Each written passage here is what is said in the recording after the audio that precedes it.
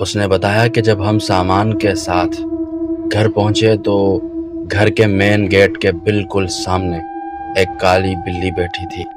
اس بلی کو دیکھ کر میرے والد صاحب نے اسے دھتکار دیا، پر وہ بھاگنے کے بجائے غرانے لگی۔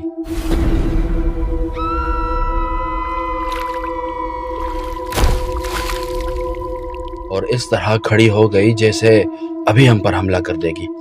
خیر، گاڑی سے سامان اتارا جانے لگا۔ اتنی دیر میں وہ بلی معلوم نہیں کہاں غائب ہو گئی۔ ہم نے گھر ایک دن پہلے ہی آ کر صاف کر دیا تھا، اس لیے بس سامان رکھنے کی ہی تکلیف رہ گئی تھی۔ سامان رکھ کے ہم لوگ بالکل تھک گئے تھے۔ رات کا کھانا کھاتے ہی ہم لوگ اپنے اپنے بستروں پر جاتے ہی تھکن کی وجہ سے سو گئے۔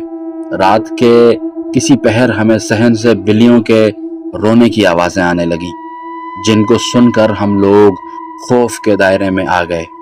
ابو اٹھ کر باہر گئے اور انہیں دھتکار دیا، جس کے بعد ہماری جان میں جان آئی۔ صبح سب لوگ اٹھے تو صحن میں کسی جانور کا کٹا ہوا سر پڑا تھا اور ایک بلی اسے نوچ نوچ کر کھا رہی تھی۔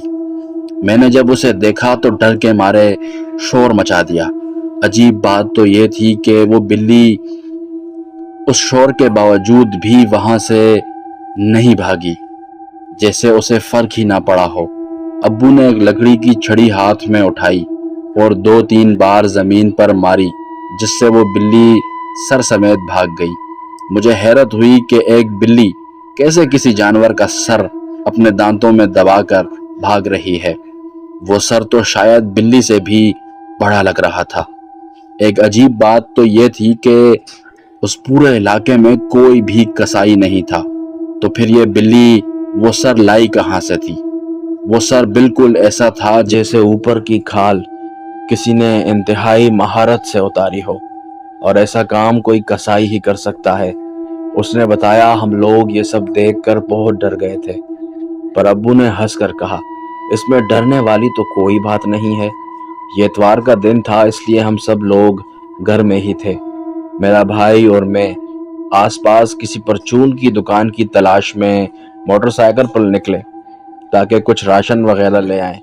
جب ہم گھر سے نکلنے لگے تو ہم دونوں بھائیوں نے درخت پر وہی بلی دیکھی، وہ ہماری جانب مسلسل ٹکٹکی لگا کر دیکھ رہی تھی۔ Thank you so much for watching this. اگلا ایپیسوڈ دیکھنے کے لیے چینل کو ضرور سبسکرائب کریں۔ شکریہ۔